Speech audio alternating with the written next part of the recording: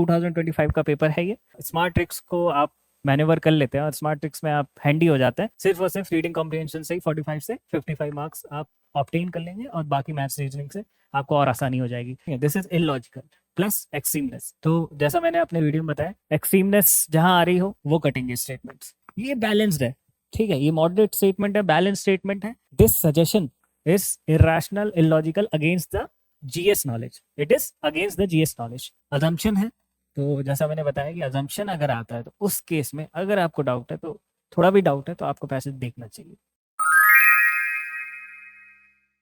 Hello everyone, welcome to बनो IAS. आज हम स्मार्ट तरीके से 2025 का सीसैट का पेपर सॉल्व करने वाले हैं, जिससे आपको क्वालिफाई करने में आसानी होगी। आपको भी पता है कि सीसैट टफ हो गया है, तो आजकल रीडिंग कॉम्प्रिहेंशन का आप टाइम जो है 50 मिनट्स 55 मिनट्स जो लग जाता है लोगों को सॉल्व करने में, उसे आप रिड्यूस करके 30 मिनट्स के आसपास ला सकते हैं, ताकि आप वो जो एक्स्ट्रा टाइम है उसको मैथ्स और रीजनिंग में दे। और आपने स्मार्ट ट्रिक्स की वीडियो नहीं देखी है तो जाके ये वीडियो जरूर देखें, ताकि आपको ये कंसेप्ट समझ में आए कि कैसे रैशनैलिटी, जीएस की नॉलेज आपकी, कैसे लॉजिकल चीज़ों को यूज़ करके आप बिना पैसेज पढ़े आप एलिमिनेट करके कॉम्प्रिहेंशन को कर सकते हैं। ठीक है, तो हम स्टार्ट करने से पहले बता रहा हूँ 2025 का पेपर है ये।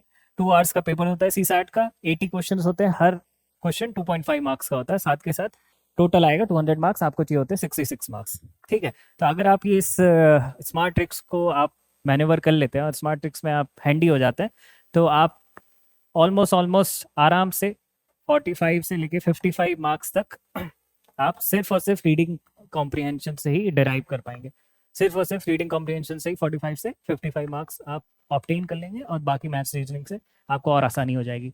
इसके अलावा एक और चीज़ बता देता हूँ मैं कि पेपर के पीछे रफ स्पेस होती है, कई बार बच्चे इसे मैथ्स और रीजनिंग के क्वेश्चन सॉल्व करने के लिए यूज़ करते हैं। चलिए स्टार्ट करते हैं हम। पहला question, which of the following statement reflect the crux of the passage? Trustworthiness can not be expected in entrepreneurship. So rule, extremes, जो चीज एक्सीमनेस ला रही है स्टेटमेंट में, बिल्कुल ब्लैंकेट स्टेटमेंट हो रहा है कि ट्रस्ट आप एक्सपेक्ट ही नहीं कर सकते एंटरप्रेन्योरशिप में या बिजनेस में। ऐसे नहीं है, लोग ट्रस्ट करते हैं, कई बार भाई भाई आपस में ट्रस्ट करके बिजनेस कर रहे होते हैं, कई बार दोस्त दोस्त कर रहे होते हैं, कई बार अनजान लोग ट्रस्ट करके कर रहे होते हैं। तो कैन नॉट बी एक्सपेक्टेड कहीं भी एक्सपेक्ट नहीं किया जा सकता, ये तो गलत बात है ना, ये इलॉजिकल है, एक्सट्रीम है, तो ये आपका कट हो गया।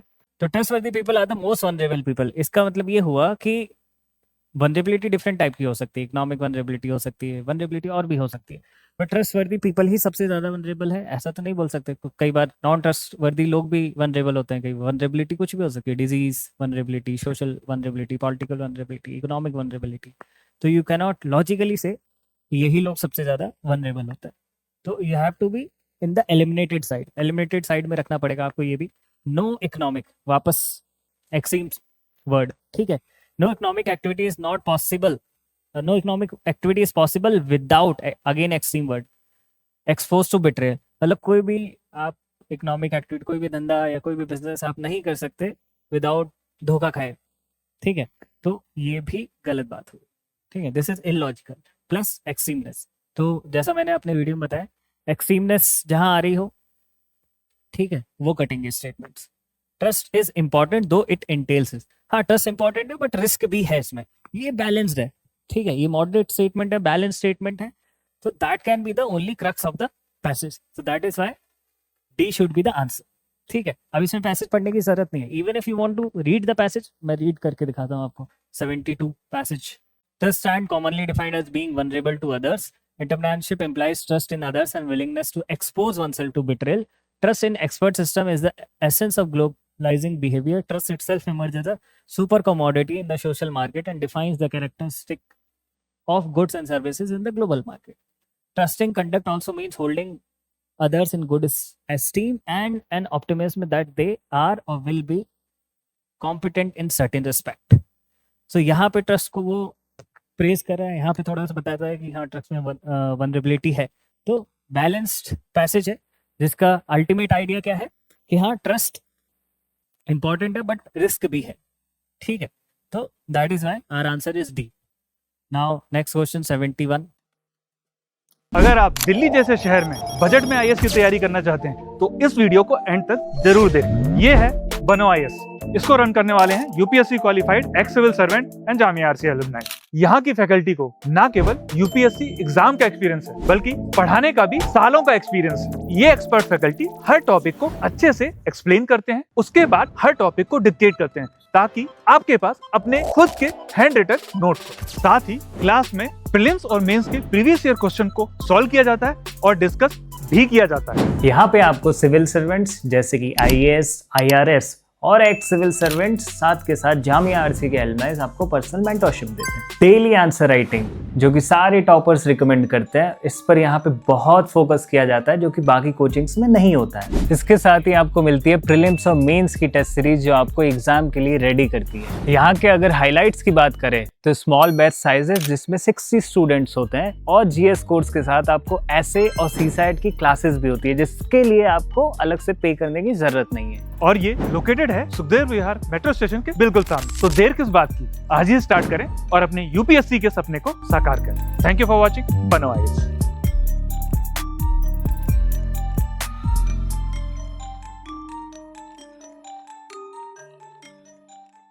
Most logical rational message. We must use WPI exclusively in measuring price rise and CPI should be done away with. CPI should be done away with. Extremeness ला रहा है प्लस जीएस नॉलेज। सीपीआई को क्यों हटाए भाई? CPI आज use होता है RBI के इंडिकेटर मॉनेटरी पॉलिसीज वगैरह सेट करने में, ठीक है, वेरियस रिसर्च इकोनॉमीज वगैरह में यूज होता है सीपीआई। और एक्सक्लूसिवली प्राइस राइज को डब्ल्यूपीआई ही क्यों मेजर करे? डब्ल्यूपीआई में तो सर्विसेज भी नहीं होती, ठीक है। If you know economy you might know that WPI के अंदर सर्विसेज काउंट नहीं होती है। अगर आप प्राइस राइज के लिए WPI as a indicator use करेंगे तो फिर सर्विसेज का प्राइस राइज आपको पता ही नहीं लग पाएगा। So this suggestion is irrational, illogical, against the GS knowledge. It is against the GS knowledge. ठीक है. The present calculation of inflation rate does not correctly measure price rise of individual item commodity. हाँ ठीक है, इस पे debate हो सकती है कि हाँ आज का जो प्रेजेंट कैलकुलेशन है इन्फ्लेशन रेट का जो कि सीपीआई के थ्रू हो सकता है कि हर एक कमोडिटी या इंडिविजुअल आइटम कमोडिटी की करेक्ट प्राइस मेजर नहीं कर पाता हो। क्यों? क्योंकि सीपीआई में क्या है, सीपीआई में जो इन्फ्लेशन आता है, मान लीजिए 4% आ रहा है, 5% जो भी आ रहा है, ठीक है, तो ये CPI is a weighted average of a basket consisting a lot of goods and services. तो उसमें एवरेज आ रहा है 5%। तो हो सकता है कि पाइनएप्पल में 10% बढ़ा हो, अनियन में 15% बढ़ा हो, बट आलू में 2% बढ़ा हो, ठीक है। सो इंडिविजुअल कमोडिटी आइटम की एक्यूरेट मेजरमेंट नहीं हो पाती है। तो इस चीज को आप काट नहीं सकते, इसको आपको रखना पड़ेगा बी स्टेटमेंट को, अनलेस अंटिल बी से बेटर आपको स्टेटमेंट मिल पा रहा है। Inflation data under presents services in the consumption basket. हो सकता है कि इन्फ्लेशन डेटा अंडर रिप्रेजेंट करता हो सर्विसेज को in the consumption basket, but अच्छा खासा पोर्शन सर्विसेज का कंजम्पशन बास्केट का सर्विसेज का होता है, but not a very convincing, but still you have to keep it because it doesn't give you anything to eliminate, ठीक है। Knowledge of inflation rate is not really of any use to anybody in the country. Lot of extremeness in the statement, किसी भी काम की नहीं है, बिल्कुल खराब है, कोई मतलब नहीं है इन्फ्लेशन की नॉलेज का। मॉनेटरी पॉलिसीज में मतलब है, बहुत सारी इकोनॉमिक्स यूज करते हैं ऐसे, ठीक है। तो एओडी कट गया, अगेन कम टू।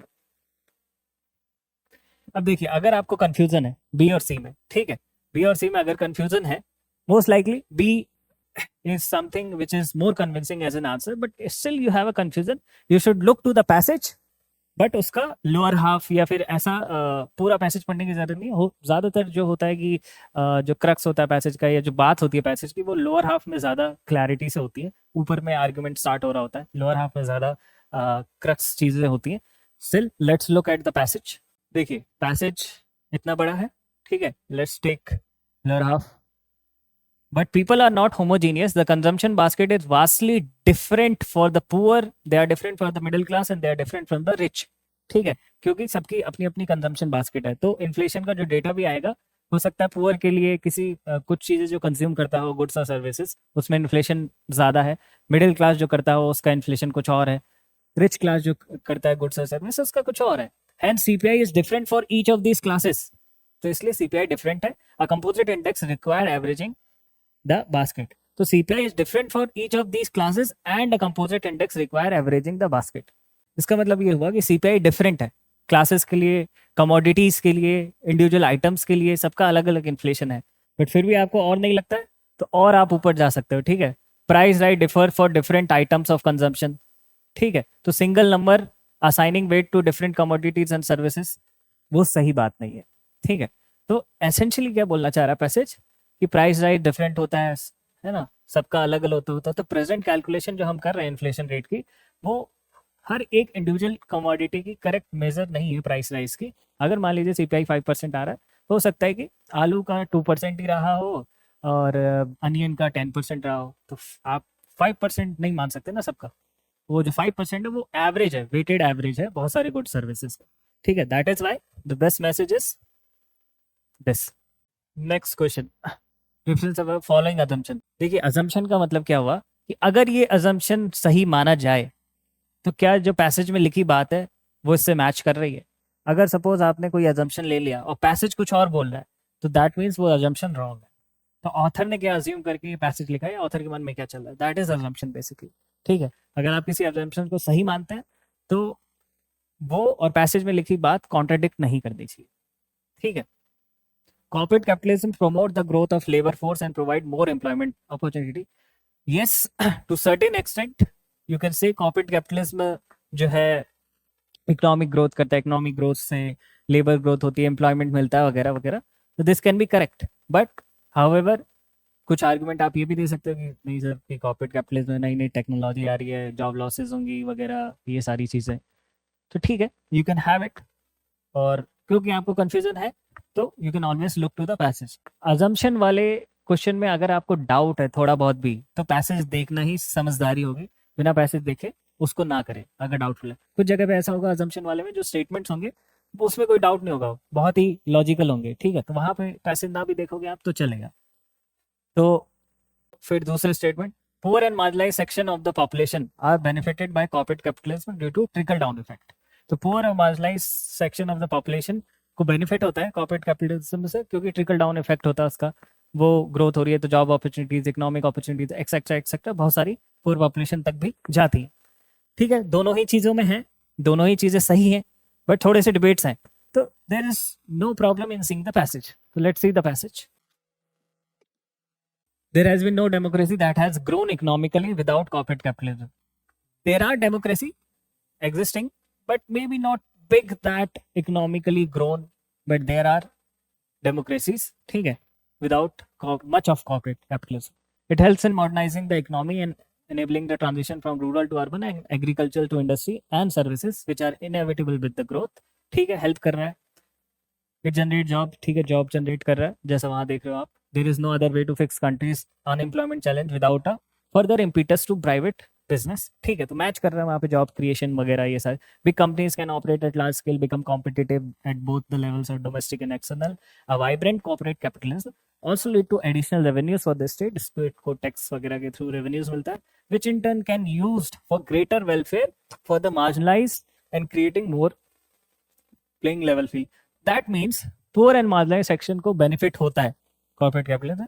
अगर ये अज्यूम किया जाए तो हाँ, इसमें जो पैसेज में जो बात लिखी गई है वो कॉन्ट्राडिक्ट नहीं कर रही है। और कॉर्पोरेट कैपिटलिज्म में growth, job opportunities, labour force, तो अगर इसको सही माना जाए तो इसमें भी जो बात कही है जनरेट जॉब्स वगैरह, ये कॉन्ट्राडिक्ट नहीं हो रही। तो दैट मीन्स दोनों अजम्पशन सही है यहाँ पे, ठीक है। तो ऑथर ने दोनों अजम्पशन जो है सही मानते हुए ये पैसेज लिखा है, कॉन्ट्राडिक्ट नहीं कर रहा। नेक्स्ट क्वेश्चन देखिए, अब जो मैं आपको बता रहा था कि अजम्पशन के अंदर कौन से ऐसे क्वेश्चंस होंगे जहाँ पे आपको पैसे देखने की जरूरत भी नहीं पड़ेगी, बट डाउट है तो पैसे देखिए, क्योंकि अजम्पशन में ऑथर ने जो अज्यूम किया है वो कॉन्ट्रडिक्ट नहीं होना चाहिए पैसेज के साथ। अगर वो कॉन्ट्रडिक्ट हो रहा है तो मतलब वो अजम्पशन सही नहीं है। फॉलोइंग अजम्पशन मेड, तो in a democracy strong opposition is required only if the head of government is indifferent. एक तो ओनली आ गया, एक्सट्रीमनेस आ गया। फिर डेमोक्रेसी में स्ट्रॉन्ग अपोजिशन तभी चाहिए जब head of the government indifferent है, उदासीन है, या जिसको ज्यादा फर्क नहीं पड़ता, not much to care about, है ना, तो उस टाइप का। ऐसा नहीं है कि तभी स्ट्रॉन्ग अपोजिशन चाहिए। डेमोक्रेसी में, पॉलिटी में नॉर्मली पढ़ते हैं कि strong opposition is always good for the democracy, it's always good for the governance, ठीक है। तो सिर्फ तभी चाहिए, ये बात गलत हो जाएगी। But this is completely against the common GS knowledge. There is the more aggressive the opposition, the better is the governance in democracy. अच्छा, जितना aggressive opposition होगा उतना ज्यादा बेहतर गवर्नेंस होगी डेमोक्रेसी के अंदर। इसका कोई फुल प्रूफ वो नहीं है कि हाँ जितना ज़्यादा एग्रेसिव, एग्रेसिव तो कुछ भी हो सकता है, प्रोटेस्ट है, पार्लियामेंट बंद कर दी, आगजनी हो गई कहीं पे, चक्का जाम वगैरह। एग्रेसिवनेस तो नॉन वायलेंस की तरफ भी जा सकती है, राइट? तो इट डजेंट गारंटी। तो अपोजिशन शुड बी रिस्पॉन्सिबल, ठीक है, responsive, but need not to be aggressive. और जितना ज्यादा एग्रेसिव होगा उतना बेहतर गवर्नेंस होगा, इस ये बात गलत है। एग्रेसिवनेस आ सकती है नॉन वायलेंस में भी, और वायलेंस से गवर्नेंस बेटर नहीं होता। तो this is also has to be wrong. तो डी आएगा इसमें, ठीक है। 54, 53 सेम पैसेज है, ठीक है, देखते हैं इसको। Critical message conveyed by the author without opposition, without, ठीक है, एक्सट्रीमनेस आती है वर्ड में। Opposition party the administration in a democracy get become more responsible. बिना अपोजिशन के एडमिनिस्ट्रेशन या गवर्नमेंट मोर रिस्पॉन्सिबल हो जाएगी, तो ये बात तो सही नहीं है, ठीक है।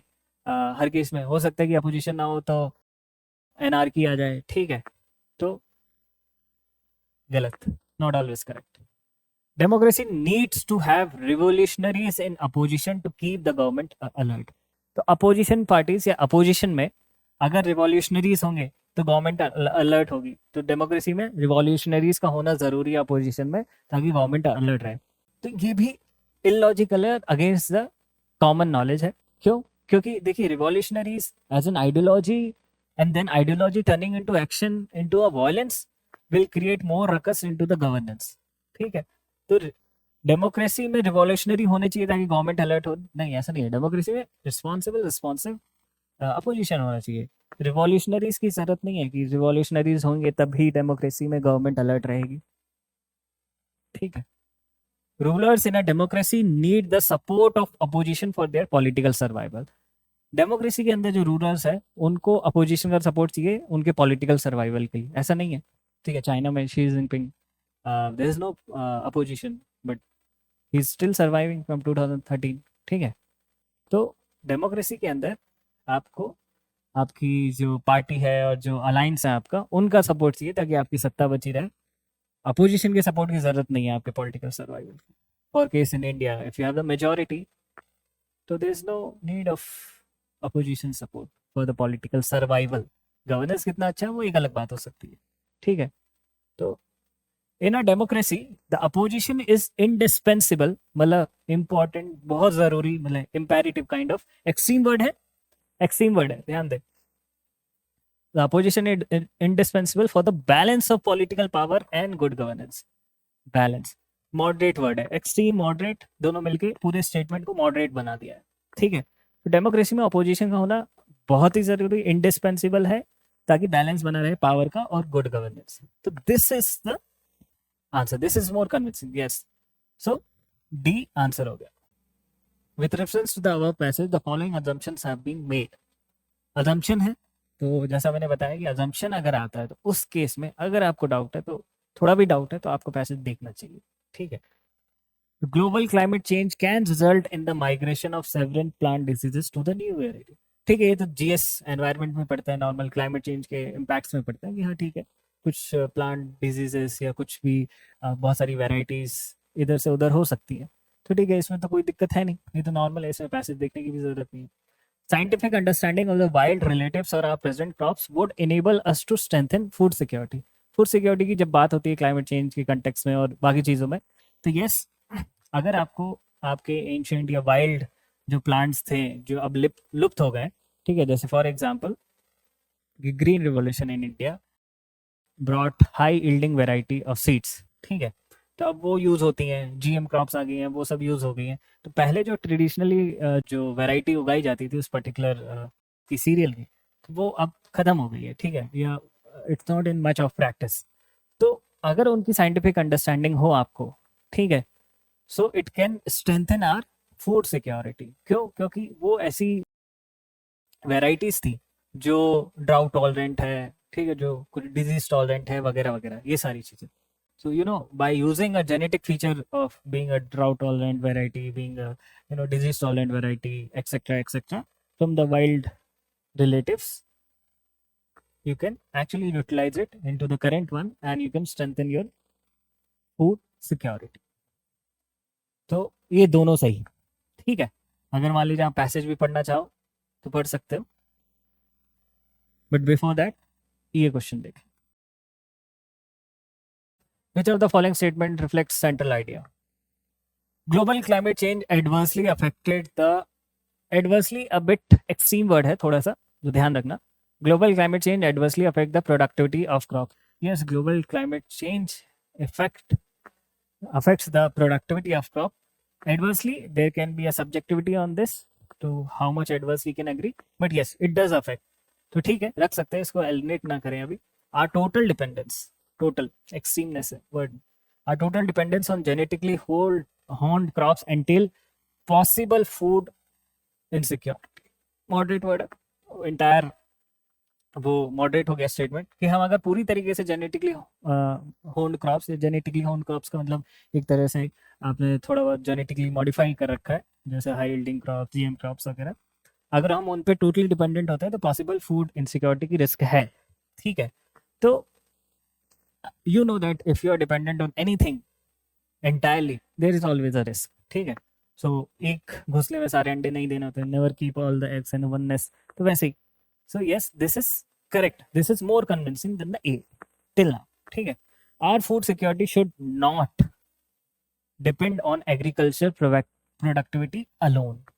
ठीक है। Extreme big aims है, moderate statement. हमारी फूड प्रोडक्टिविटी सिर्फ और सिर्फ एग्रीकल्चर प्रोडक्टिविटी पे डिपेंडेंट नहीं होनी चाहिए। सही बात बोल रहा है, कोई गलत बात नहीं बोल रहा है। You cannot depend entirely on something alone, ठीक है। This is also you cannot eliminate. Genetically honed crops should be replaced. If you want to replace anything with another thing that adds extremeness, कि इससे आप इसको हटा दो और वो ले आओ, replace with their wild varieties in our present cultivation practices. तो genetically honed crops का फायदा क्या था? प्रोडक्टिविटी, ठीक है, कुछ टॉलरेंस वगैरह उसमें इंट्रोड्यूस हो गई थी, बट अगर आप वाइल्ड वेराइटीज के साथ रिप्लेस कर देते हो उसको, तो होगा क्या? Wild varieties though they are tolerant, but in terms of productivity they are less productive, तो उससे क्या होगा? फूड सिक्योरिटी की रिस्क आ सकती है। तो ये तो बिल्कुल नहीं होगा, ठीक है। D is completely animated. So in case अगर आप इसको देखते हो, वापस से पढ़ते हो, so since we have some doubts because B and C are okay, A can be eliminated.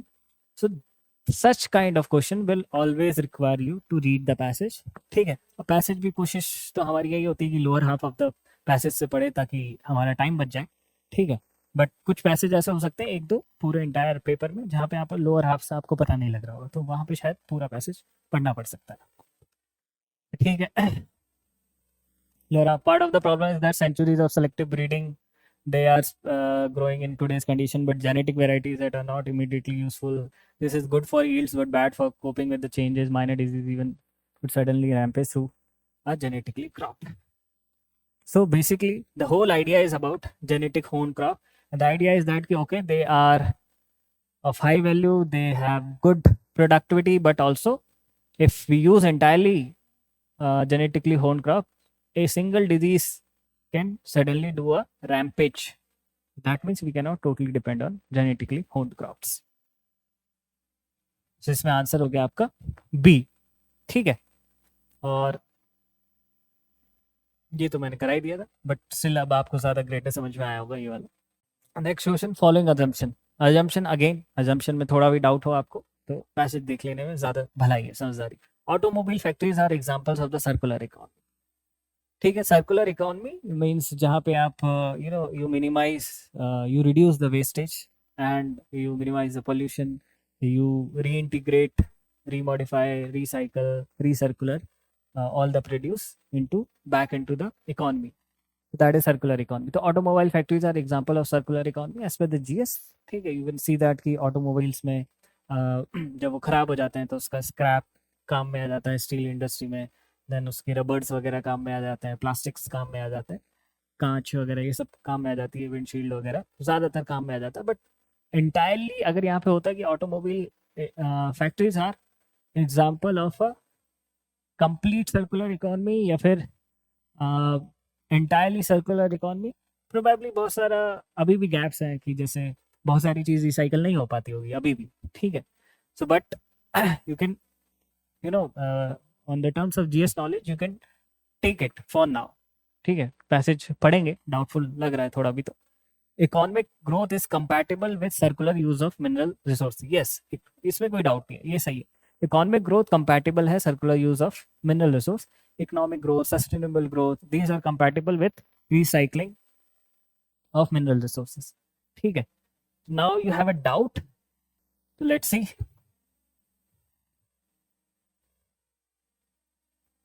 Passage, चलो उस पे आते हैं। उसी पैसेज से रिलेटेड 43 भी है, इसको कर लेते हैं, फिर दोनों एक साथ हो जाएंगे। उसमें डाउट बस इतना था, फर्स्ट को लेकर डाउट है, सेकंड स्टेटमेंट अजम्पशन ठीक है, उस वो जीएस नॉलेज लॉजिकल है, सब कुछ है।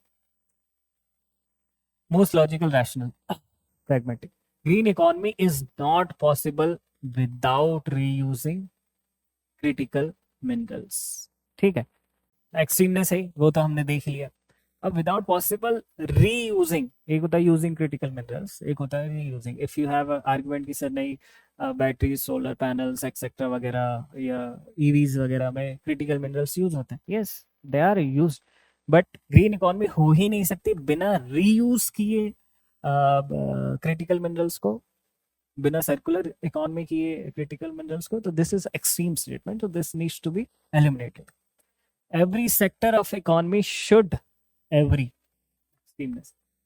adopt the reuse of material resources immediately. सारे सेक्टर को अभी इमीडिएटली कर देना चाहिए। एक्सट्रीमनेस बात ठीक है कि हाँ we should reuse material, that is okay, but every sector immediately अभी करो, एक्सट्रीम, ठीक है। Think like an IAS. Circular economy can be as a moderate work, beneficial for sustainable growth, ये हुई बात, ये है बैलेंस्ड स्टेटमेंट, मॉडरेट स्टेटमेंट।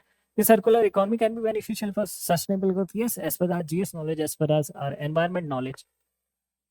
अभी तक का सबसे कन्विंसिंग स्टेटमेंट, ये तो दो निगेट हो गए। Circular use of material resource is the only extreme word option for some industries for their survival, ठीक है। सम आने से मॉडरेट हुआ X statement, but you compare it with C, circular economy can be beneficial for sustainable growth, very good. Circular use of material resources is the only option for some industry for their survival. It's a very narrow statement, ठीक है। narrow statement and negative statement, this one is a broad statement, positive statement and a balanced statement, ठीक है। and as per our GS knowledge it is correct, ठीक है। C should be the answer. अब now आपको doubt हो रहा होगा, नहीं सर सी कैसे, डी भी तो हो सकता था, ठीक है। Let's see the passage. So only 50 years, the world's consumption of raw material has nearly quadrupled to more than 100 billion tons. तो 50 साल में वर्ल्ड का जो रॉ मटेरियल का कंजम्पशन है वो 4 गुना बढ़ गया है, and less than 9% of this is reuse, और उसमें से 9% ये जो हम रीयूज कर पाते हैं। तो बैटरीज ऑफ ओल्ड व्हीकल जो है उसमें बहुत सारे critical minerals like lithium, cobalt, manganese, nickel वगैरह होते हैं, वो काफ़ी प्राइसली होते हैं and they are hard to obtain. So supply chains are long and complicated. Buyers risk are being aggregated by their suppliers. Poor environmental and labor standards. Reusing materials make much more sense. तो ठीक है, author reusing पे the circular economy की तरफ बोलना चाह रहा है. Once batteries reach the ends of their life, they should go back to a factory where their ingredients can be recovered and put into a new battery. तो basically battery is an automobile industry का part हो गया. तो आधा half of the passage, almost 70% of the passage is about batteries. तो batteries को reuse करना चाहिए, उनको फैक्ट्री में जाना चाहिए ताकि वहाँ से रिकवरी हो सके मेटल्स की, लाइक लिथियम, कोबाल्ट, मैग्नीज, और उनको नई बैटरी में डाला जा सके. तो दैट मीन्स कि automobile industry is not completely circular, ठीक है. सो यहाँ पे आप जो वो क्वेश्चन था अजम्पशन वाला, वहाँ पे जो ऑप्शन 1 था, अजम्पशन 1 था, उसको आप करेक्ट भी मान सकते हो, नहीं भी करेक्ट मान सकते हो, मतलब this is very dicey, this is very close. But जो सेकेंड क्वेश्चन था, तो यहाँ पे जो आपका आंसर है वो that can be either be और ईदर सी. तो that will depend on the UPSC, ठीक है. And about this you can see that circular economy can be beneficial for sustainable growth, ठीक है. Only option for their survival ऐसा नहीं है, they can survive without also circular use, ठीक है. 42. Supplied side investment in companies can result in low carbon behavior in people, ठीक है. तो अगर कंपनी सप्लाई साइड में इन्वेस्ट करेगी, सप्लाई साइड क्या होगी, जहाँ पे मैन्युफैक्चरिंग हो रही है, जहाँ पे प्रोक्योरमेंट ऑफ रॉ मटेरियल हो रहा है, ये सारी चीज़ें. तो अगर सप्लाई साइड में कंपनीज इन्वेस्ट करेंगी it can result in low carbon behaviour in people. तो लोग हो सकता है कि लो कार्बन वाली चीज़ें या ग्रीनर इकोनॉमी की हैबिट्स या वैसे गुड्स वैसी सर्विसेज अडॉप्ट करने में हेल्प हो उनको, ठीक है। हो सकता है, क्यों? क्योंकि अगर सप्लाई साइड में आप इन्वेस्ट करोगे तो हो सकता है टेक्नोलॉजीज के थ्रू आप और चीपर गुड्स एंड सर्विसेज या कॉम्पिटिटिव गुड्स एंड सर्विसेज बना पाओगे जो कि ग्रीनर होंगे रिलेटिवली। हो सकता है, बट अभी क्योंकि ये अजम्पशन है, तो अजम्पशन में अगर आपको डाउट हो तो आपको पैसेज पढ़ना चाहिए, ठीक है। People are not extremeness, not capable of adapting the low carbon behaviors without the involvement of the government and company। whether लोग या कोई भी एक लोग, ठीक है, बिल्कुल कैपेबल नहीं है। अगर गवर्नमेंट एंड कंपनीज इन्वॉल्व ना हो तो वो लो कार्बन बिहेवियर की तरफ नहीं जाएगा। तो व्हेन यू से पीपल, यू से everyone, that's a blanket statement, this is wrong. Even if single person, even if a group of people without the involvement of government and companies they can transition themselves to a low carbon behavior, that statement goes wrong, ठीक है। तो blanket statement with extremeness is wrong, ठीक है। ये आपको वो video जो है वो देखना पड़ेगा आपको, ठीक है, जो मैंने बताया था। तो यहाँ पे ये तो रॉन्ग हो गया, दिस इज समथिंग अगेन आना पड़ेगा। तो अगर ये सही होगा तो ए वन ओनली आंसर होगा। Supply side investment companies can result moderate statement हो सकता है इन लो कार्बन बिहेवियर। तो it is a very moderate balance statement, not going to extremeness. And as per the GS knowledge, it can तो कुछ भी हो सकता है ना, हो सकता है, ठीक है। So most likely one is answer, but still you have a doubt, you will see the passage, ठीक है। Another question, central idea conveyed by the passage. Moving to net zero carbon is possible only by the reduction in household emission। अगर आपको net zero carbon जाना है तो सिर्फ और सिर्फ पॉसिबल है जब डोमेस्टिक हाउस के एमिशन को आप रिड्यूस करोगे। नहीं, डोमेस्टिक हाउस होल्ड का एमिशन हो सक बहुत कम है, मतलब, ठीक है। You have to go for the transport sector, you have to go for the industry sector, ठीक है, एग्रीकल्चर सेक्टर एक्सेट्रा। सिर्फ हाउस होल्ड के उससे तो थोड़ी ना नेट जीरो हो जाएगा। तो this is extreme and also not logical with the GS knowledge. Low carbon behaviour in people can, moderate statement है, कैन मॉडरेट वर्ड होता है, can be brought about by incentivising them. Low carbon behaviour लोगों में लाया जा सकता है अगर हम कुछ इंसेंटिव्स दें उन्हें, ठीक है, बात सही है, कुछ गलत बात नहीं बोला है, ठीक है। Incentives can be economic incentives, ठीक है, तो you can not eliminate B.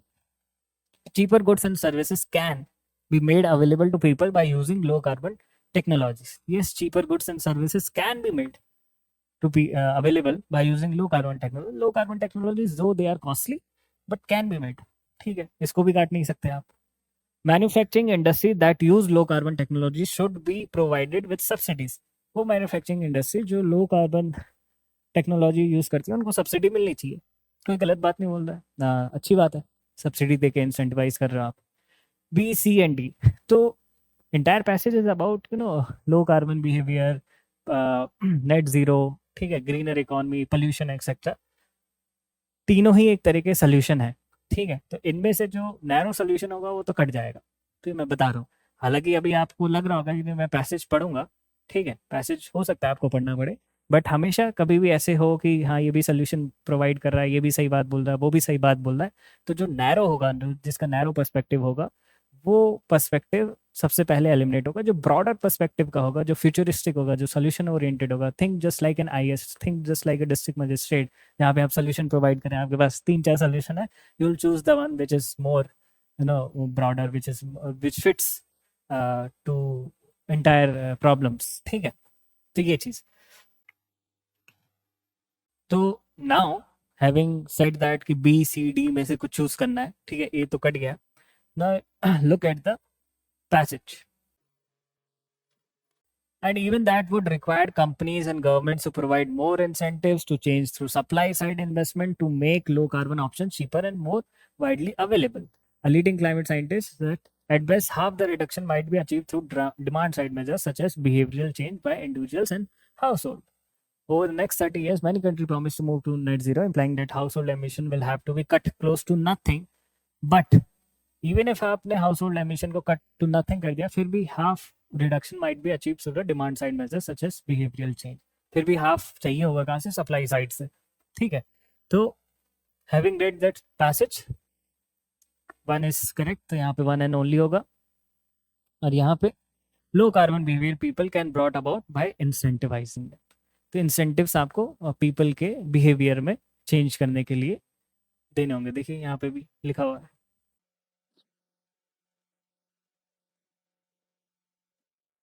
So 33rd question, crux of the passage. There is an urgent need for a public policy to promote the consumption of cereal based food in wealthier society. मतलब एक urgent need है, बहुत ज़रूरी है कि एक policy लाई जाए जो कि रिच लोगों में अन्न बेस्ड या सीरियल बेस्ड फूड को प्रमोट करने के लिए। तो मतलब बहुत और भी काम है गवर्नमेंट के पास। ऐसा क्या है जो बिल्कुल अर्जेंट चाहिए आपको, वो भी सीरियल बेस्ड। मतलब आप फूड लोगों की फूड चॉइसेस में आप इंटरफेयर करना चाह रहे हो, ठीक है। तो ठीक है, मतलब थोड़ा सा एलिमिनेटेड साइड, ठीक है। Animal based food is far less efficient than grain plant based food in terms of production and utilize. तो animal based food मतलब जो कि basically meat, ठीक है, dairy products etc. So वो less efficient है than plant based food में in terms of production and utilization. तो basically आपने environment ecology में पढ़ा होगा 10% rule of energy transfer। तो आप देखते होंगे कि फूड चेन के अंदर सपोज ग्रासेस है, ग्रासेस खाई, सपोज ग्रासेस 200 किलो कैलोरी थी, ठीक है, ग्रासेस खाई किसी ने, डियर ने, तो 10% ऑफ द एनर्जी ट्रांसफर हुई डियर को, जो कि 200 किलो कैलोरी होगी। फिर डियर को खाया लायन ने सपोज, तो इसका 10% ट्रांसफर होगा जो कि 2 किलो कैलोरी, ठीक है। तो बेसिकली क्या होता है कि आप जब भी ट्रॉफिक लेवल में एनवायरमेंट इकोलॉजी के अंदर आप पढ़ेंगे, ट्रॉफिक लेवल में जब भी ऊपर जाती है फूड चेन तो 10% ऑफ द एनर्जी ट्रांसफर होती है सिर्फ, ठीक है। 90% लॉस हो जाती है, रेस्पिरेशन एक्सेट्रा, हीट लॉस वगैरह के रूप में, ठीक है। तो एनिमल्स बेस्ड फूड में अगर, क्योंकि एनिमल है तो एनिमल कुछ खाएगा, सपोज ग्रास खाया उसने, ठीक है, फिर एनिमल को ह्यूमन ने खाया, तो बेसिकली अगर डायरेक्ट ग्रास या प्लांट बेस्ड को ह्यूमन खाता तो जो लॉस था बीच में, जैसे सपोज ये 100 है तो यहाँ पहुंचा 10 और यहाँ पहुंचा 1, बट ये 100 से सीधा 10 पहुंचता इंस्टेड ऑफ 1। तो that is why there is a debate always in animal based versus cereal based, कि एनिमल बेस्ड फूड में ज़्यादा आपको वाटर, ज़्यादा आपको उसको खिलाना पड़ता है। जैसे फॉर एग्जांपल चिकन, ठीक है, तो आप चिकन 1.5 किलो की चिकन आप पाल रहे हैं तो उसको काफ़ी कुछ आपको खिलाना पड़ेगा, और इससे जो आपको मिलेगा इंस्टेड आप डायरेक्ट ही वो जो खिला रहे हो चिकन को वो खा लो। तो बेसिकली वो चीज़ है। तो there is a debate, so you have to keep this, you can not eliminate this debate is correct as per the GS knowledge. Plant based protein should replace the animal based protein in our daily diets. तो ये extreme जा रहा है कि plant based protein replace कर दे animal based protein को। तो मतलब आप बेसिकली फूड हैबिट्स किसी को बोल रहे नॉन वेज मत खाओ, तुम सिर्फ वेज ही खाओ। तो this can not be done as a policy maker, also as a thinker you can not do this, ठीक है। दिस इज नॉट लॉजिकल और रैशनल और practical. Inequality in food production and consumption is inevitable in any fast changing society. दो extreme word आ रहे हैं, inevitable, any. Inequality जो होती है फूड प्रोडक्शन और कंजम्पशन में वो होनी ही होनी है किसी भी फास्ट चेंजिंग सोसाइटी में। तो this is very negative perspective plus extremes statement, so this will be eliminated, ठीक है। कुछ सोसाइटीज हो सकती है जहाँ पे जो है इनइक्वालिटी नहीं आ रही है फूड प्रोडक्शन कंजम्पशन में, ठीक है, this is a surplus even though they are fast changing societies. So this will be your correct answer, but you have a doubt, you need to see the passage. अगर आपको doubt होता है तो आप क्या करते हैं, just simply see the passage. Yet this conversion of plant-based food into animal food for humans is far from efficient. बोल दिया यहीं पे। That means plant-based is more efficient than animal-based. Only 60% of the calories fed to chicken are recovered by us when we eat them. So that means production consumption pattern में efficiency plant-based की ज़्यादा है animal-based, ठीक है। Assumption, since now you know the passage also, food manufacturing process industries in every country should align their objective and processes in according with the changing need of the society. This assumption will go wrong because the changing need of the society, like when society change, when it becomes more wealthier, ठीक है, तो protein based food की तरफ ज़्यादा जाते हैं लोग, ठीक है। मीट, एग्स वगैरह इन सब का कंजप्शन बढ़ता है, डेयरी प्रोडक्ट्स वगैरह का। तो अगर उसके हिसाब से बदले तो production of food will become kind of unsustainable, है ना। तो ऐसा अज्यूम नहीं किया है पैसेज ऑथर ने। अगर ये अज्यूम किया होता है तो वहाँ पे वैसी बात नहीं बोल रहा। Wealthier society tend to incur great loss of calories of food material due to indirect utilization of their agriculture produce. Yes, this has been assumed by the author कि वेल्दियर सोसाइटीज, क्योंकि वो वेल्दियर होती है तो plant based की जगह animal based ज़्यादा consume कर रही होती है। और अभी हमने देखा कि इनडायरेक्ट यूटिलाइजेशन जब होता है तो loss of calories of food ज़्यादा होता है। ठीक है, तो indirect utilisation of agriculture produce मतलब एग्रीकल्चर प्रोड्यूस को पहले चिकन ने खाया, चिकन को अपने खाया। This will be the answer.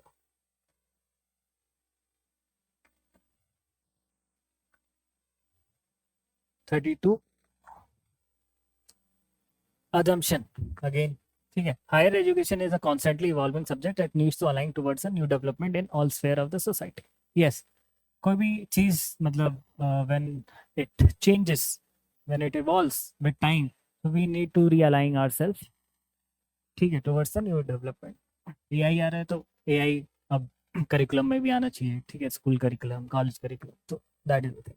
In our country sufficient funds are not allocated for promoting higher education. तो अगर ये अज्यूम किया है ऑथर ने तो पैसेज में उसने बोला होगा ऐसा कुछ इनडायरेक्टली, ठीक है, या डायरेक्टली। तो let's C, because this is very dicey subjective कि सफिशिएंट फंड अलोकेट हो रहे हैं नहीं हो रहे हैं। देर आर डिबेट्स कि हाँ 3 to 4% of the GDP education पे स्पेंड होती है इंडिया में। तो whether it is sufficient or not, that is very subjective. We need to look for the second part in the passage. So let's see the passage. Passage जाने से पहले same passage का एक और क्वेश्चन है, इसको भी देख लेते हैं। India does not have enough resources for promoting quality education in its universities. So quality education, it's just not about the resources. It's also about other things like quality of teachers, the pedagogy, curriculum, etc. It does not have enough resources for promoting. It does have decent resources, but enough कुछ कह नहीं सकते, but towards eliminated side. Not very convincing statement. The institutions of higher learning in country should not be under the control of the government. अगर आप higher education मतलब college university से government के control में नहीं रखोगे तो उसका नुकसान है बहुत ज़्यादा कि प्राइवेट यूनिवर्सिटीज़ अपने मनमाने हिसाब से फीस चार्ज कर सकते हैं, अपने मनमाने हिसाब से पढ़ा रही नहीं पढ़ा रही है, फेक डिग्रीज है ना, ये सारी चीज़ें चल रही हैं। तो there should be some control, there should be some overseeing of the government. ठीक है, जैसे यूजीसी है आपका, so you cannot do away the control of the government. Classroom approach to higher education should be done away. Done away is an extreme statement कि classroom approach जो होती है higher edu college और universities में, classroom नहीं होनी चाहिए, बिठा के जो पढ़ा रहे होते हैं वो क्लासरूम अप्रोच होती है, rather than there should be another approaches. ठीक है, so should be done away? No, it cannot be done away completely. Yes, there could be a modification more towards skill based practical labs, institutional visits, etc., industrial visits, but you cannot completely done away. Classroom needs to be reimagined and teaching needs to be reinvented. Yes, this is more appropriate. कोई भी चीज़ होती है, health हो, education sector हो, कोई भी sector हो, they needs to be reimagined with the time of with evolving time with new technologies वगैरह, जो भी changing times of the societies, they need to be reimagined and they need to be reinvented, they need to be aligned. This is the more convincing statement and this is actually logical. This will be eliminated. D is the answer. And for that 32 का ये बचा हुआ था ना, in our country sufficient fund है कि नहीं, उसका देख लेते हैं। Passage is saying something about fund in our country. Teaching and learning have been afforded, but new demands of society and the future work require critical and independent thinking of learning through doing, asking questions from the multidisciplinary perspectives on the same issue, using evidence of building arguments and reflecting an articulation. Higher education should be either be made a servant of the government policy or a passive respondent to the public mood. Higher education is all about how to think rather than what to think. Teaching has to be reinvented. Passage में कहीं भी fund, lack of sufficient fund या इस तरह की बात नहीं की है, तो that is why that assumption will be wrong.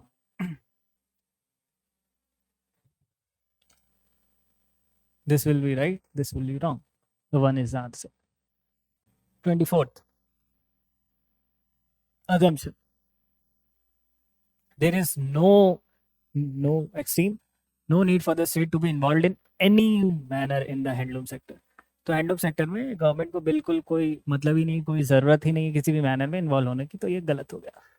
ठीक है, extreme statement plus GS common knowledge से मैच नहीं कर रहा, क्योंकि किसी भी सेक्टर में अगर गवर्नमेंट को बिल्कुल हटा दो, उसका ओवरसीइंग, उसका रेगुलेशन भी हटा दोगे, तो वहाँ पे जो है कुछ भी हो सकता है, कैपिटलिस्ट कुछ भी कर सकता है, एक्सप्लॉयटेशन हो सकता है, ठीक है, वर्कर्स का, हैंडलूम सेक्टर ख़त्म भी हो सकता है, ये बहुत सारी चीज़ें, तो they need to be involvement of government in some manner, ठीक है, not over regulation but in some manner. Handloom products are no longer appealing and attractive in the rapidly changing modern world. ऐसा नहीं है, handloom sector की बहुत सारी products है, they are attractive, however they might be costly but they are appealing and attractive even in the changing modern world. बहुत सारे waste में काफ़ी सारे इंडियन हैंडलूम्स की चीज़ें पहनते हैं लोग, you can see there are various saris, there are various bamboo bottles, bamboo purse, bamboo के फाइबर से बनी बहुत सारी चीज़ें हैं, ठीक है। तो handloom products are appealing and attractive, ऐसा नहीं कह सकते कि handloom products are not appealing,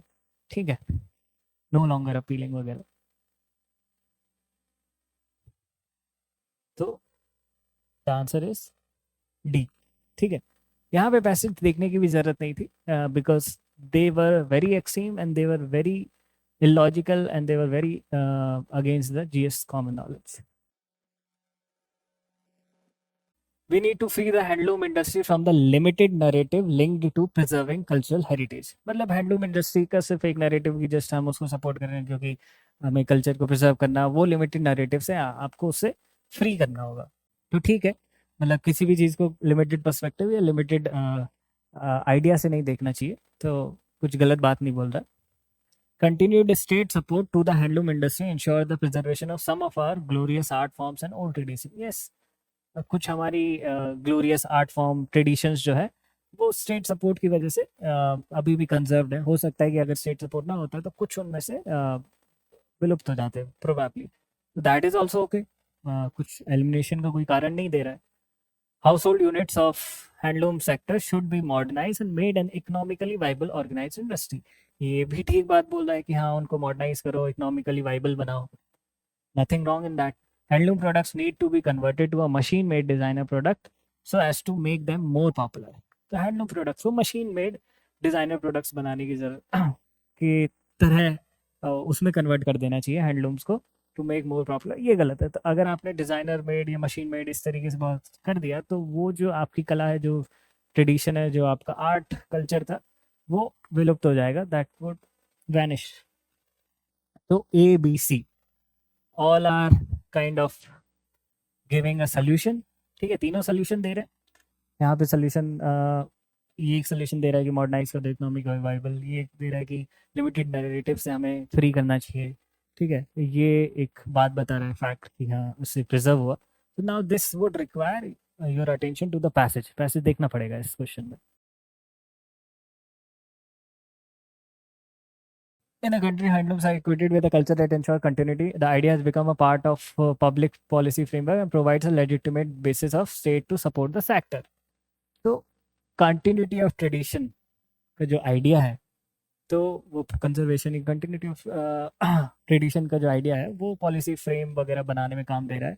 but the notion of tradition as a single linear entity, but ये जो सिंगल लीनियर नरेटिव है या जो लिमिटेड नरेटिव है is strongly contested today. The narratives dominant in defining culture tradition in a particular way are seen to have emerged as the identities and histories of large sections that discounted and at times forcibly stifled identities are fighting for their rightful place in the history. Against this, when we promote handloom as a traditional industry, it is not surprising that large section of our population choose to ignore it. So basically, the point is that the limited narrative जो है, जो idea है, जो कि public policy और बाकी legitimate base देता है स्टेट को सपोर्ट करने का, उस आइडिया से फ्री करना चाहिए हमें, ऐसा ऑथर सजेस्ट कर रहा है। एंटायर थिंग उस पे जा रही है। That is why even though B and C was something which cannot be eliminated, but the passage is talking about A. So 14th, next question, people assumption. People above the poverty line are also prone to suffer from anxiety about economic insecurity. People जो poverty line से ऊपर हैं, they they are also prone to suffer from the anxiety. उनको भी anxiety हो सकती है, they are also prone कि हम भी economically insecure है, हो सकता है, ठीक है, कोई गलत बात नहीं है. Even if you are above poverty line, you are earning maybe 30, 40, 50,000 a month, you might have some anxiety कि अभी आप economically secure नहीं. Eradication of poverty can result in peace and social equality in the country. Poverty हटाने से piece और social equality आ सकता है, but it is not always कि पॉवर्टी हटा दी तो पीस इंश्योर हो ही जाएगा या सोशल इक्वालिटी इंश्योर हो ही जाएगी. Even if you have economically empowered, sometimes social inequality remains of the caste, gender, etc. So but can है, इसलिए देख सकते हैं, but towards a negative eliminated side. But since it is assumption and you have a doubt, you should read the passage. If the social inequality is the most acutely felt social problem in India, insecurity more than poverty is the most acutely felt economic problem. Besides those below the official poverty line, even those just above the poverty line are subjected to multiple economic insecurity of various kinds. Many government policies are actually intended towards mitigating these insecurities. तो basically बात हो रही है कि जो लोग poverty से ऊपर है लाइन से, वो भी मल्टीपल इकोनॉमिक इनसिक्योरिटीज है, बहुत सारे गवर्नमेंट पॉलिसीज़ वगैरह ये सब हो रही है इनसिक्योरिटीज़ को मैनेज करने के लिए, मिटिगेट करने के लिए. बट कहीं भी eradication poverty can result in peace and social security in the country, इसकी कहीं भी बात या चर्चा ऑथर ने यहाँ पे नहीं किया, डायरेक्टली और इनडायरेक्टली, ठीक है. तो one only should be the answer. अगर आप दिल्ली जैसे शहर में बजट में आईएएस की तैयारी करना चाहते हैं तो इस वीडियो को एंड तक जरूर देखें. ये है बनो आईएएस. इसको रन करने वाले हैं UPSC qualified ex civil servant and Jamia RCA alumni. यहाँ की फैकल्टी को ना केवल यूपीएससी एग्जाम का एक्सपीरियंस है, बल्कि पढ़ाने का भी सालों का एक्सपीरियंस है. ये एक्सपर्ट फैकल्टी हर टॉपिक को अच्छे से एक्सप्लेन करते हैं, उसके बाद हर टॉपिक को डिक्टेट करते हैं ताकि आपके पास अपने खुद के हैंड रिटन नोट्स हो. साथ ही क्लास में प्रीलिम्स और मेंस के प्रीवियस ईयर क्वेश्चन को सॉल्व किया जाता है और डिस्कस भी किया जाता है. यहाँ पे आपको सिविल सर्वेंट्स जैसे कि आईएएस, आईआरएस और एक्स सिविल सर्वेंट्स साथ के साथ जामिया आरसीए के एलुमनाइज आपको पर्सनल मेंटरशिप देते हैं. डेली आंसर राइटिंग जो कि सारे टॉपर्स रिकमेंड करते हैं, इस पर यहाँ पे बहुत फोकस किया जाता है जो कि बाकी कोचिंग्स में नहीं होता है. इसके साथ ही आपको मिलती है प्रीलिम्स और मेंस की टेस्ट सीरीज जो आपको एग्जाम के लिए रेडी करती है. यहाँ के अगर हाईलाइट्स की बात करें तो स्मॉल बैच साइजेस जिसमें 60 स्टूडेंट्स होते हैं और जीएस कोर्स के साथ आपको एसए और सीसैट की क्लासेस भी होती है जिसके लिए आपको अलग से पे करने की जरूरत नहीं है. और ये लोकेटेड है सुखदेव विहार मेट्रो स्टेशन के बिल्कुल सामने. तो देर किस बात की, आज ही स्टार्ट करें और अपने यूपीएससी के सपने को साकार करें. थैंक यू फॉर वॉचिंग बनो आईएएस.